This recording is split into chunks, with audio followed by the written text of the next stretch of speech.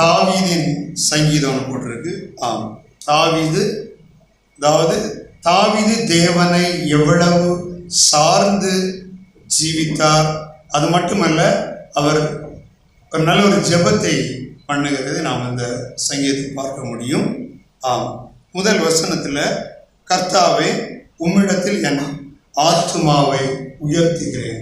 ஆம், ஜெபம் எப்படி தொடங்குகிறது? ஆத்துமாவை உயர்த்துகிறேன். அதாவது வெறுமே வாயிலிருந்து அவர் சொல்லவில்லை, உள்ளத்தின் ஆழத்திலிருந்து சொல்கிறார். ஜெபம் எப்படி இருக்கணும்? நம்முடைய உள்ளத்தின் ஆழத்தில் இருக்கணும்.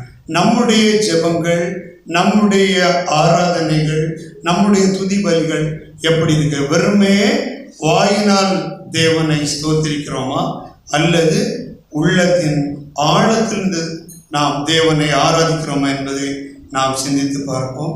நாம் இந்த வேளையிலே தேவனை, நம்மை படைத்த தேவனை உள்ளத்தின் ஆழத்திலிருந்து நாம் ஆராதிக்கக்கூடியுள்ளோம். அதை ஆராதிப்போம். அடுத்த வசனம் சொல்லுது, என் தேவனே உம்மை நம்பி இருக்கிறேன், நான் வெட்கப்பட்டு போகாதபடி செய்யும், என் சத்துருக்கள் என்னை மேற்கொண்டு மகிழ விடாதேயும் என்று. ஆம், என் தேவனே உம்மை நம்பி இருக்கிறேன். அதாவது தாவீதுக்கு எதிரிகள் நிறைய இருந்தாங்க. அவர் மலைகளிலும் வனாந்தரத்திலும் தான் அவர் ஓடி ஒழிச்சு இந்த மாதிரி பண்ணிட்டு இருந்தார். அந்த வகையில் அவருக்கு என்ன செய்யலாம்? மனிதன் தானே, ஒருவேளை அதாவது வெற்றி இல்லாமல் எல்லாமே தோல்வியற்றது போல மனசுக்கு தோன்றும் போது அவர் என்ன சொல்கிறார்? நான் உம்மை நம்பி இருக்கிறேன், நான் வெட்கப்பட்டு போகாதபடி செய்யும் என்று. ஆம், அந்த வேளையிலே கர்த்தர் தாவீதினுடைய விண்ணப்பத்தை கேட்டார். அதில் அவர் எந்த இடத்திலும் எதிரிகளுக்கு முன்னால் வெட்கப்பட்டு போகவில்லை. அவரை வழிநடத்தினார். எல்லாவற்றிலும் வெற்றி சிறந்தவராக இருந்தார். நாமும் தேவனை சார்ந்து நாம் ஜீவிக்கும் போது நம்முடைய விண்ணப்பங்கள் எல்லாமே அவர் கேட்டு நமக்கு பதில் தருகிற தேவனாக இருக்கிறார். அதனால் நாம் நம்முடைய விண்ணப்பங்களை தேவனுடைய எப்போது வேண்டுமானாலும் சொல்லக்கூடிய தேவன் நமக்கு இருக்கிறார். அதை உணர்ந்தவர் நாம் தேவனை ஆராதிக்கலாம். 4வது வசனம், கர்த்தாவே உம்முடைய வழிகளை எனக்கு தெரியும், உம்முடைய பாதைகளை எனக்கு போதித்தருளும் என்று. ஆம், தாவீதனுடைய இதய வாஞ்சியை சொல்லுகிறார். எப்படி? உம்முடைய பாதைகளை எனக்கு தெரியும் என்று. ஏனென்றால் நான் என்னுடைய சொந்த பாதையில் நான் நடக்க விரும்பவில்லை. 2 பாதை இருக்கின்றன, ஒன்று தேவனுடைய பாதை, ஒன்று நம்முடைய சொந்த பாதை. ஆனால் தாவீது தேவனுடைய பாதையை விரும்புகிறார். அதை எனக்கு தெரியப்படுத்துகிறான்னு சொல்றார். ஆம், தாவீது எப்போதுமே நம்ம பார்க்கும்போது ஒரு யுத்தத்துக்கு போனாலும் சரி, எங்கே போனாலும் சரி, கர்த்தரிடம் போனால் ஜெயிக்க முடியுமா, வெற்றி கிடைக்குமான்னு எல்லாம் கேட்டு தான் தாவீது செய்தார். அதனால அந்த யுத்தத்தில் எல்லாம் அவர் வெற்றி பெற்றவராக இருக்குங்கிறார். அதனால தான் ஆண்டவர் நம்மகிட்டே சொல்றார். எப்படி?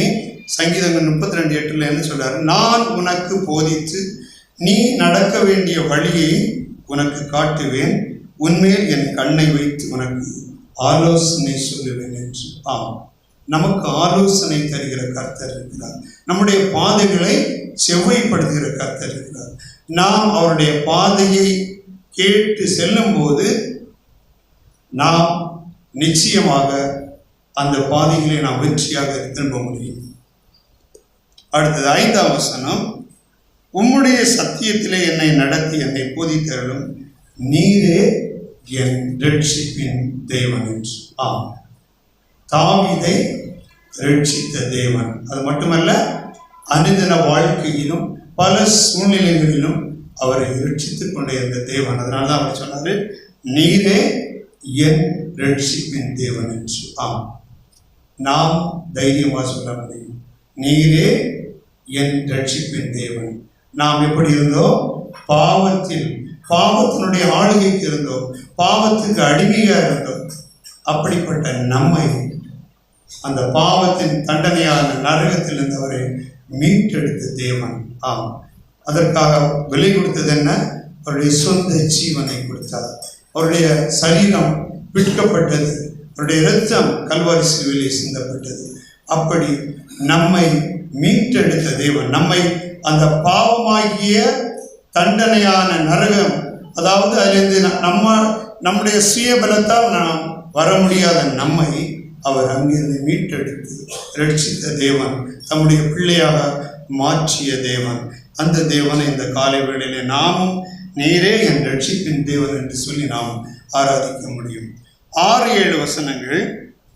கர்த்தாவே, உம்முடைய இரக்கங்களையும் உம்முடைய காருண்யங்களை நினைத்தருளும். அவைகள் அநாதி காலம் முதல் இருக்கிறதே.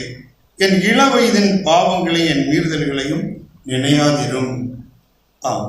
முதல்ல என்ன சொல்றாரு? 6ல் உம்முடைய இரக்கங்களையும் உம்முடைய காருண்யங்களை நினைத்தருளும். எதுக்கு?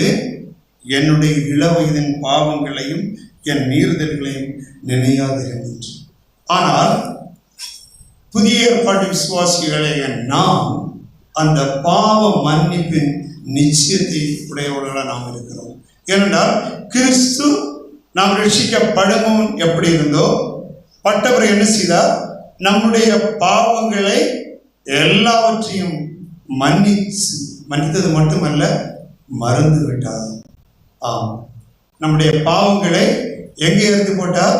சமுத்திரத்தின் ஆழத்திலே எறிந்து போட்டார் என்று பார்க்கிறோம்.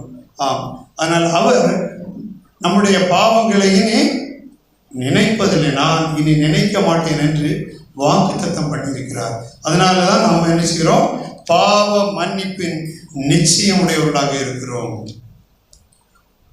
நாம் பாவத்திலிருந்து விடுபட்டு விட்டோம். பாவத்திலிருந்து விடுபட்டோம். இன்னைக்கு ஞானஸ்தானம் பெற்ற பிள்ளைகள் இருக்காங்க. அதனால நம்ம எப்படி வாழலாமா? வாழக்கூடாது. பாவத்திலிருந்து, பாவ தண்டனையான நரகத்திலிருந்து நம்மை மீட்டெடுத்து உன்னதங்களிலே உட்கார செய்தார். ஆனால் நாம் எப்படி இருக்கணும்? பாவ தன்மையிலிருந்து இதுவரைக்கும் நம்ம விடுபடவில்லை. பாவ தன்மையோடு இருக்கிறவனால அனுதினமும் நம்மை பரிசுத்தமாக்கி தேவனுக்கு பிரியமான வாழ்க்கை நடணும். பாவத்தை விட்டு என்ன செய்யணும்? விலகி ஓட வேண்டும். அப்போ நம்மை ரட்சித்த தேவன் நம்ம அதுதான் நம்முடைய எதிர்பார்க்கிறோம். நாம் பரிசுத்தமாக வாழ வேண்டும் என்று. அதுபோல இன்னொரு விஷயம் இருக்கு. எப்படின்னா, இன்னைக்கு கூட நம்ம அதில் பிரதர் சொன்னாங்க, அதாவது அந்தகார கிரியைகளோடு நமக்கு எப்பவுமே எதிர்ப்புகள் உண்டு. நாம் இப்போ ரஷ்யப்பட்டு பேப்டிசம் பண்ணி எல்லாம் நம்ம வந்தாச்சு. ஒருவேளை அந்தகார கிரியை, அதாவது சாசானவன் நம்முடைய கண்முன் என்ன செய்வான்? நம்முடைய பாவங்கள், பழைய பாவங்களை எல்லாம் கொண்டு வந்து என்ன சொல்லுவான்? நீ என்ன பெரிய ஆள், நீ எப்படிப்பட்டவன் எனக்கு தெரியும், நீ அவ்வளவு மோசமான ஆள் அப்படின்னு சொல்லும்போது ஒரு குற்ற உணர்வு நமக்கு வரலாம் ஒருவேளை. ஆனால் நாம் அப்போது குற்ற உணர்வில் நாம் சோர்ந்து போகாமல் என்ன செய்யணும்? கர்த்தருக்கு நன்றி செலுத்தணும். அப்படிப்பட்ட மோசமான எண்ணையும் நீ மீட்டெடுத்து உங்களுடைய பிள்ளையாக மாற்றி இருக்கீங்க அப்படின்னு.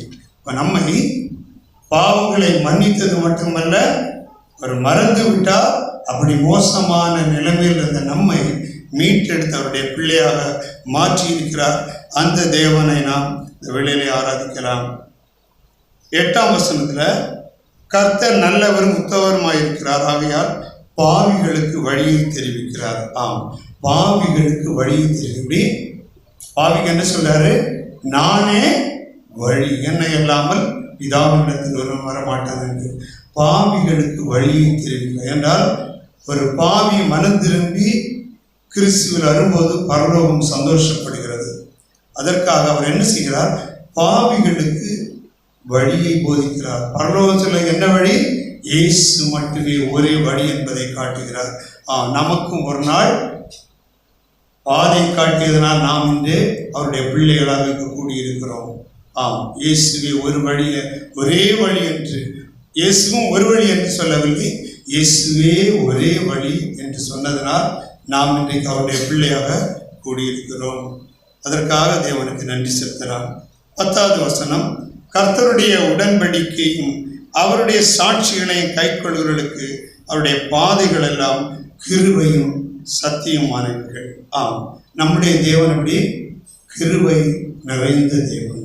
யோவான் 1ஆம் அதிகாரம் 14ஆம் வசனத்தில் என்ன சொல்லியிருக்கு? அந்த வார்த்தை மாம்சமாகி கிருபையினாலும் சத்தியத்தினாலும் நிறைந்தவராய் நமக்குள்ளே வாசம் பண்ணுகிறார் என்று. அப்போ நம்முடைய தேவன் நம்மை கிருபையை பொழிகிறவர் என்றால் அவர் கிருபை நிறைந்த தேவன். நம்ம ஒன்று படித்தோம். விபச்சாரத்தில் பிடிபட்ட ஸ்திரீகிட்ட என்ன கேட்குறாரு, ஸ்திரீயே உண்மையில் குற்றம் சாட்டியவர்கள் எங்கு என்று கேட்குறாரு. அடுத்து என்ன சொல்லுறாரு, ஒருவன் உன்னை ஆக்கினைக்குள்ளாக தீர்க்கவில்லையா அப்படின்னு கேட்டு என்ன சொல்றாரு, நானும் உன்னை ஆக்கினைக்குள்ளாக தீர்க்கவில்லை, நீ போ, இனி பாவம் செய்யாதே என்று. அப்படி நம்முடைய தேவன் கிருபை உள்ள தேவன், சத்தியம் உள்ள தேவன். அந்த தேவனை தான் நாம் போது ஆராதிக்கும்படியாக கூடியுள்ளோம். நம்மை ரட்சித்த தேவன், நம்முடைய பாவங்களை எல்லாம் மறந்த தேவன், சமுத்திரத்தில் ஆழத்திலே போட்டுவிட்ட தேவன், கிருபை உள்ள தேவன். பாவிகளாக நமக்கு இந்த வழியை காண்பித்து பரலோகத்திற்கு நம்மை எடுத்து சென்ற தேவன். அந்த தேவனை சபையாக அந்த காலை வேளையிலே நாம் ஆராதி